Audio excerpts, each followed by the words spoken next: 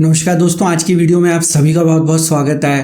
दोस्तों, एक सवाल मुझसे काफ़ी बार पूछा जाता है कि हम अपना एक बिजनेस शुरू करना चाहते हैं, एक स्टार्टअप शुरू करना चाहते हैं या अपना काम शुरू करना चाहते हैं, लेकिन हम उसको सफल कैसे बनाएं। तो दोस्तों, आज की इस वीडियो में मैं अपना पर्सनल एक्सपीरियंस आपके साथ शेयर करूंगा कि किस तरीके से आप अपने स्टार्टअप को सफल बना सकते हैं। मैंने यहाँ पे कौन कौन सी टेक्निक्स का इस्तेमाल किया, कौन कौन से रूल्स को फॉलो किया, जिसकी वजह से मैं अपने स्टार्टअप को सक्सेसफुल कर पाया। तो दोस्तों, जो गोल्डन मंत्रा होता है किसी भी स्टार्टअप को सक्सेसफुल करने का, वो मैं आपको वीडियो के अंत में बताऊंगा, तो आप इस वीडियो को अंत तक जरूर देखिएगा। दोस्तों, यहाँ पे सबसे पहला और सबसे महत्वपूर्ण पॉइंट है कि आप जो भी स्टार्टअप शुरू करने जा रहे हैं, चाहे वो प्रोडक्ट से रिलेटेड हो या सर्विस से रिलेटेड हो, दोस्तों वो जो आइडिया है वो यूनिक होना चाहिए, मतलब कॉपी नहीं किया जाना चाहिए। अगर आप किसी का आइडिया कॉपी करके स्टार्टअप शुरू करते हैं तो वहाँ पे आपके सक्सेसफुल होने की प्रोबेबिलिटी काफ़ी ज़्यादा कम होती है। आपने देखा होगा कि जो भी स्टार्टअप सक्सेसफुल हुए हैं उनके पास अपने यूनिक आइडियाज़ थे, ओरिजिनल आइडियाज़ थे, तभी वो सक्सेसफुल हो पाए हैं। जिन्होंने उसको कॉपी करने की कोशिश करी दोस्तों, वो असफल रहे हैं।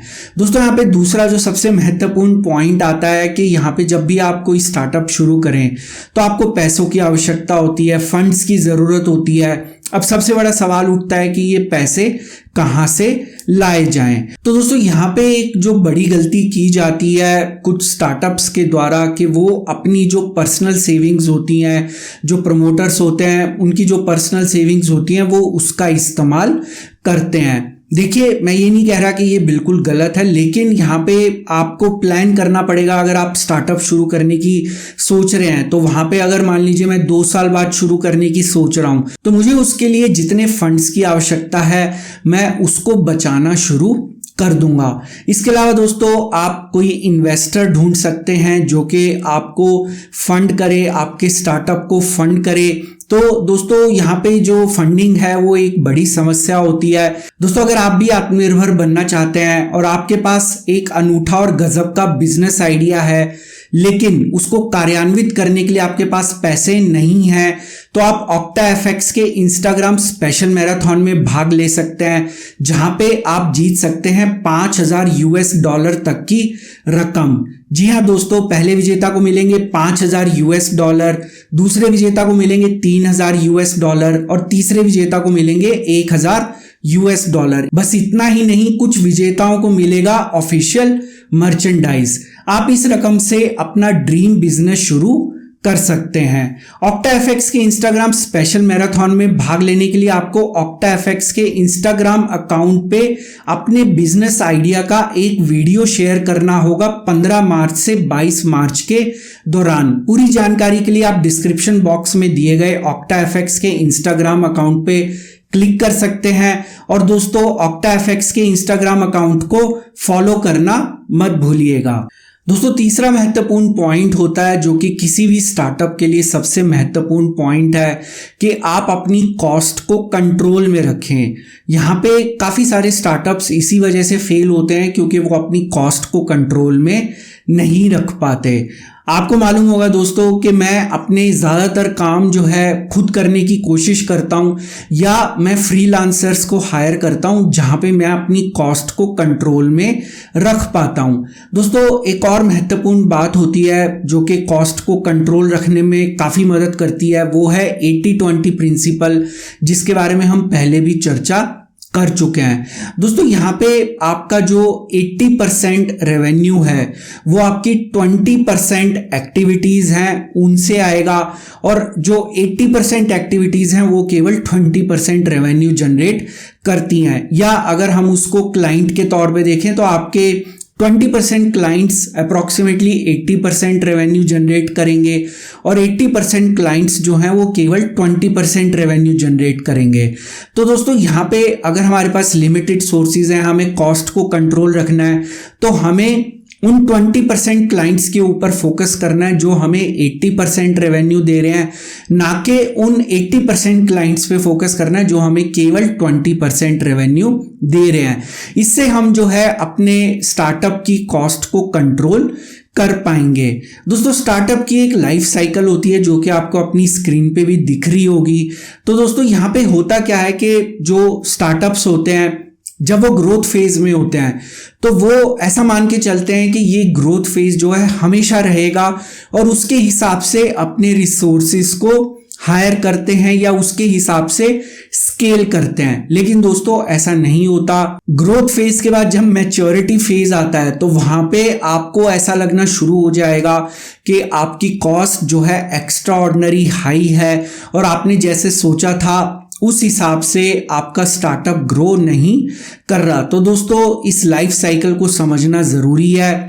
ग्रोथ फेज के अंदर ये बहुत बड़ी गलती काफी सारे स्टार्टअप्स करते हैं जहां पे वो ऐसा मान के चलते हैं कि आने वाले समय में हमारी एक्सपोनेंशियल ग्रोथ होगी और उस एक्सपोनेंशियल ग्रोथ की एंटीसिपेशन के अंदर वो अपनी कॉस्ट को आउट ऑफ कंट्रोल कर लेते हैं और जब मैच्योरिटी फेज आता है तो उनको अपनी ऑपरेशंस अनफॉर्चुनेटली बंद करनी पड़ती हैं। तो दोस्तों यहाँ पे टिके रहना जो है बहुत महत्वपूर्ण है। जैसा कि मैं स्टॉक मार्केट के केस में भी कहता हूँ कि आपको यहाँ पे टिके रहना है, ना कि गेम से बाहर हो जाना है। दोस्तों चौथा जो पॉइंट है काफ़ी इंपॉर्टेंट है ये पॉइंट भी। यहाँ पे अगर आप मान लीजिए कोई एम्प्लॉय हायर करते हैं या फ्रीलांसर हायर करते हैं तो आपको उनसे जो एक्सपेक्टेशन है वो एक रीजनेबल एक्सपेक्टेशन रखनी पड़ेगी, क्योंकि ऐसा नहीं हो सकता कि आप हर महीने नया एम्प्लॉय हायर कर रहे हैं, नया फ्रीलांसर हायर कर रहे हैं, क्योंकि यहाँ पे आपको काम सिखाने में 2-3 महीने लगेंगे और अगर वो छोड़ के चला जाता है तो ऑब्वियसली उससे आपके काम का हर जाना होता है। तो दोस्तों जिन फ्रीलांसर्स या जो मेरे साथ काम करते हैं वो काफ़ी समय से मेरे साथ काम कर रहे हैं, काफ़ी सालों से मेरे साथ काम कर रहे हैं, क्योंकि मेरी जो एक्सपेक्टेशन है उनसे वो रीजनेबल है।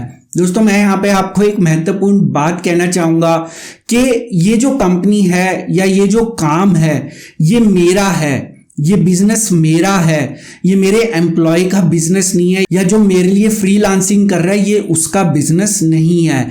उनकी सोच मेरी सोच से अलग होगी।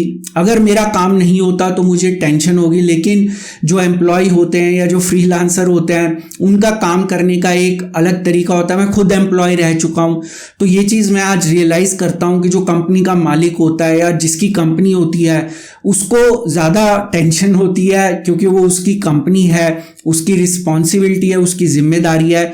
लेकिन एम्प्लॉयज़ का ज़्यादातर जो एक एटीट्यूड रहता है या जो एम्प्लॉयज़ की सोच रहती है वो ये कि हमारा एक फिक्स्ड काम है, हम वो काम करेंगे, अच्छे से करेंगे, लेकिन उससे ज़्यादा जो है एक्सपेक्टेशन रखना गलत है। इससे आप जो है अपनी कंपनी को ग्रो नहीं कर पाएंगे। तो इस केस में आप हर 2-3 महीने में किसी नए एम्प्लॉय या फ्रीलांसर की तलाश करते रहेंगे। दोस्तों यहाँ पे 5वें नंबर का पॉइंट है, काफ़ी लोग ऐसा कहते हैं कि भैया अगर आप कोई भी स्टार्टअप शुरू कर रहे हैं, किसी भी आइडिया के ऊपर आप काम शुरू कर रहे हैं तो आप उसके बारे में पैशनेट होने चाहिए। दोस्तों पैशन जो है वो एक चीज़ है, लेकिन मेरा ये मानना है कि आप जो भी काम शुरू कर रहे हैं आपको पहले वो काम समझना ज़रूरी है कि ये जो काम मैं करने जा रहा हूँ उसकी बारीकियों को समझना बहुत ज़रूरी है, उसकी निटी-ग्रिटीज़ को समझना बहुत ज़्यादा ज़रूरी है। अगर आपको उस काम की समझ ही नहीं है तो दोस्तों आपका स्टार्टअप वहां पे सक्सेसफुल नहीं होगा। मैं यहाँ पे अपने एक फ्रेंड का उदाहरण देना चाहूँगा। तो उसको किसी ने सलाह दी कि जो डेयरी का सेक्टर है वहाँ पे काफ़ी अच्छा स्कोप है और डेयरी का कोई बिजनेस शुरू किया जाए। दोस्तों उसको डेयरी के बारे में कोई भी जानकारी नहीं थी कि ये फील्ड कैसे काम करती है या यहाँ पे किस तरह से काम किया जाता है, किस तरीके से ये पूरी जो वैल्यू चेन है या किस तरीके से ये पूरी सप्लाई चेन जो है काम करती है। तो दोस्तों उसने अपना काफ़ी सारा पैसा वहाँ पे इन्वेस्ट किया और वो पूरा बिजनेस जो है फ्लॉप हो गया। तो इसलिए पहले काम को समझना ज़रूरी है। तो दोस्तों बिना बारीकियों को जाने कभी भी कोई काम शुरू मत करिए, क्योंकि वहाँ पे आपके असफल होने की संभावना बढ़ जाती है। दोस्तों छठा इंपॉर्टेंट पॉइंट है कि जब भी आप कोई भी स्टार्टअप आप शुरू करें वहाँ से अगर आपको इनकम आनी शुरू होती है, रेवेन्यू जनरेट होना शुरू होता है, हमेशा उसका एक X% अमाउंट जो है वो वापस बिजनेस में री इन्वेस्ट करें ताकि आप अपने बिजनेस को ग्रो कर सकें। अगर आप ये री इन्वेस्टमेंट नहीं करेंगे तो आपका बिजनेस जो है या आपका स्टार्टअप जो है स्टैग्नेंट हो जाएगा। आपको वहां पे री इन्वेस्टमेंट करना जरूरी है। ये डिपेंड करता है कि आप किस तरह का काम कर रहे हैं, आपका स्टार्टअप किस फील्ड में है, कहाँ पे इन्वेस्टमेंट की आवश्यकता है। मान लीजिए अगर मैं अपना ही केस लूँ तो मैं यहाँ पे नए नए सॉफ्टवेयर्स या टूल्स की मुझे आवश्यकता पड़ती है, तो मैं उनके अंदर इन्वेस्ट करने में कभी भी नहीं हिचकिचाता, क्योंकि वो मेरी एक बिजनेस इन्वेस्टमेंट है और बिजनेस इन्वेस्टमेंट जरूरी होती है किसी भी बिजनेस को ग्रो करने के लिए। दोस्तों 7वें नंबर का पॉइंट है कि अगर आप कोई स्टार्टअप शुरू कर रहे हैं तो पहली चीज आपके पास मल्टीपल सोर्सेज ऑफ इनकम होने चाहिए। अब ये मल्टीपल सोर्सेज कुछ भी हो सकते हैं। आपकी कोई रेंटल इनकम आ रही है, आपको कहीं से कोई इंटरेस्ट की इनकम आ रही है, या आपका कोई पैसिव इनकम का सोर्स है। क्योंकि दोस्तों अगर आप कोई स्टार्टअप शुरू कर रहे हैं तो वहां पे आपके ऊपर एक बहुत बड़ा प्रेशर रहता है कि मुझे यहाँ से इमीडिएटली जो है पैसा आना शुरू हो जाए, लेकिन ऐसा नहीं होता। तो इसलिए मल्टीपल सोर्सेज ऑफ इनकम होने जरूरी हैं ताकि आप शांति से और बिना किसी जल्दबाजी के अपने काम पे फोकस करें। दोस्तों मैंने जब अपना स्टार्टअप शुरू किया था वहां पे लगभग 3 साल तक मुझे कोई भी इनकम नहीं हुई थी, लेकिन मेरे पास क्योंकि मल्टीपल सोर्सेज ऑफ इनकम थे तो मुझे वहाँ पे कुछ ज़्यादा परेशानी नहीं होती थी। मेरे को पता था कि मैं जो काम कर रहा हूँ इसमें मुझे सफलता ज़रूर हासिल होगी। समय लग सकता है, किसी भी काम को पूरा करने के लिए समय लगता है। जब हम स्कूल में थे तो वहाँ पढ़ाई के लिए भी समय लगता था, तो हर चीज़ के लिए समय लगता है। हमें यहाँ पे रियलिस्टिक होना पड़ेगा। तो अगर हम रियलिस्टिक होंगे, हमारे पास मल्टीपल सोर्सेज ऑफ इनकम है, तो हमें यहाँ पे फैमिली की फाइनेंशियल सिक्योरिटी को लेके चिंता नहीं होगी। दोस्तों 8वें नंबर का पॉइंट है जो कि मेरा एक पर्सनल एक्सपीरियंस भी है। मैं ये नहीं कह रहा कि आप मेरे एक्सपीरियंस के ऊपर जाएं। जहां तक हो सके अवॉइड करिए कि किसी के साथ पार्टनरशिप में अगर आप काम करने की सोच रहे हैं, अगर आप किसी के साथ पार्टनरशिप में काम करने की सोच भी रहे हैं तो वहां पे वो जो व्यक्ति है आपकी सोच से मैच करनी चाहिए उसकी सोच। लाइक माइंडेड पीपल जिनको कहा जाता है, मतलब जिस तरह की आपने ट्यूनिंग देखी है ना, जो एक गर्लफ्रेंड और बॉयफ्रेंड में ट्यूनिंग होती है, वैसी ट्यूनिंग दोनों पार्टनर्स के बीच में अगर नहीं है तो वहां पे होगा क्या कि एक पॉइंट के बाद अगर आप सक्सेसफुल हो भी जाते हैं तो वहां पे दरार पड़ जाती है, वहां पे आपस में मतभेद हो जाते हैं आगे बिजनेस को कैसे चलाया जाए। ऐसा नॉर्मली देखा गया है। मैं किसी कंपनी का नाम नहीं लेना चाहूंगा, लेकिन अवॉइड किया जाना चाहिए अनटिल अनलेस अगर लाइक माइंडेड पीपल हैं जहां पे आपकी बहुत अच्छी ट्यूनिंग है अपने बिजनेस पार्टनर के साथ, तभी आप वहां पे पार्टनरशिप करिए, नहीं तो पार्टनरशिप को अवॉइड करिए।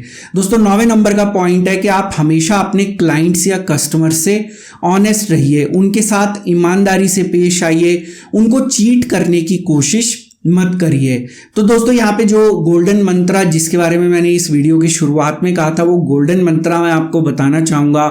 दोस्तों वो गोल्डन मंत्रा है जो कि मैंने खुद MBA में सीखा था कि यहाँ पे जब भी आप कोई बिजनेस करें, स्टार्टअप करें, कोई भी काम करें, तो आपका एक असूल होना चाहिए।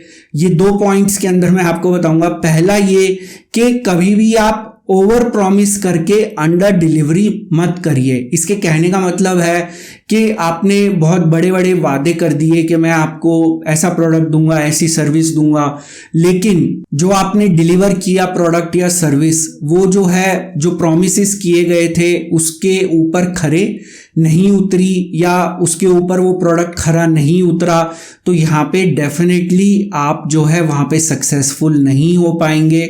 हमेशा दोस्तों अंडर प्रॉमिस करिए और ओवर डिलीवर करिए। अंडर प्रॉमिस का मतलब मैं ये नहीं कह रहा कि आप यहाँ पे जानबूझ के जो भी एक्सपेक्टेशन है आपके क्लाइंट या कस्टमर की उसको अंडर रेट करके बताएं। मतलब जो उसकी एक्सपेक्टेशन है उससे अधिक उसको अगर मिलेगा, अगर वो जो उसकी एक्सपेक्टेशन एक्सीड होगी, तो डेफिनेटली आप यहाँ पे सक्सेसफुल होंगे। वर्ड ऑफ माउथ जो है वो सबसे बेस्ट मोड ऑफ मार्केटिंग होता है, जहाँ पे आपके एग्जिस्टिंग क्लाइंट्स जो हैं वो आगे और दूसरे क्लाइंट्स को बताएं कि भाई हमने इसके साथ काम किया था, या हमने इसके प्रोडक्ट यूज़ किए हैं, इसकी सर्विस यूज़ किया है, बहुत अच्छी है।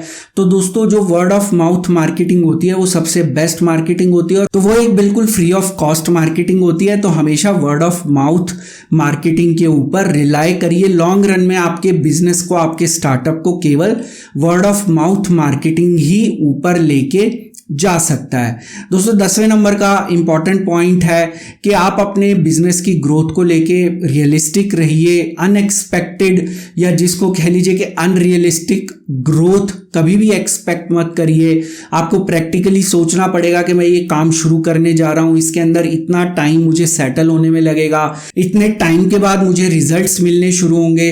तो दोस्तों आपको हमेशा जो एक्सपेक्टेशंस हैं उनको रियलिस्टिक, प्रैक्टिकल रखना जरूरी है। अगर आप अनरियलिस्टिक एक्सपेक्टेशन रखेंगे, जैसे स्टॉक मार्केट में लोग अनरियलिस्टिक एक्सपेक्टेशन रखते हैं कि भाई मैं आज या स्टॉक मार्केट में काम करना शुरू कर रहा हूं और 2-3 दिन में मैं करोड़पति बन जाऊंगा। तो दोस्तों ऐसा नहीं होता। स्टार्टअप के अंदर जो आपका बेबी है, स्टार्टअप आपका एक तरीके का बेबी है। जैसे आप बेबी को नर्चर करते हैं, उसको देखभाल करते हैं, उसको पालते हैं, पोसते हैं, उसको बड़ा करते हैं, तो वैसे ही स्टार्टअप भी आपका एक बेबी होता है। उसको इनिशियल जो ईयर्स होते हैं वहाँ पे उसको नर्चर करने की आवश्यकता होती है, उसकी देखभाल करने की आवश्यकता होती है और उसके बाद आपको काफ़ी अच्छे रिजल्ट्स जो हैं अपने स्टार्टअप में देखने को मिल सकते हैं। इसलिए ग्रोथ के प्रति हमेशा रियलिस्टिक रहिए। तो दोस्तों ये थे 10 महत्वपूर्ण पॉइंट्स जो कि मैंने आपको अपने पर्सनल एक्सपीरियंस से बताए हैं, जिनको मैंने खुद ऑब्जर्व किया या जिनको मैंने फेस किया या जिनको मैंने एक्सपीरियंस किया। मुझे उम्मीद है कि ये सभी पॉइंट्स आपके स्टार्टअप को सक्सेसफुल बनाने में मदद करेंगे। वीडियो यदि पसंद आए तो वीडियो को लाइक ज़रूर करिए। अगर आप इस चैनल के साथ नए जुड़े हैं और आने वाले समय में इसी तरह जानकारी से भरपूर और ज्ञानवर्धक वीडियोस देखना चाहते हैं तो चैनल को जरूर सब्सक्राइब करिए। सब्सक्राइब के ऑप्शन इस समय आपकी स्क्रीन पे विजिबल है। आप नीचे दिखाए गए लाल रंग के सब्सक्राइब बटन को दबा सकते हैं। उसके साथ दिखाए गए बेल नोटिफिकेशन को क्लिक करना मत भूलिएगा, ताकि जब भी कोई नया वीडियो अपलोड हो उसकी नोटिफिकेशन तुरंत आपको अपनी ऐप या ईमेल के ऊपर मिल जाए। दोस्तों आज का वीडियो देखने के लिए बहुत बहुत शुक्रिया। हम फिर मिलेंगे अगले वीडियो में एक नई जानकारी के साथ, एक नई सीख के साथ, एक नई लर्निंग के साथ। तब तक आप अपना ध्यान रखें।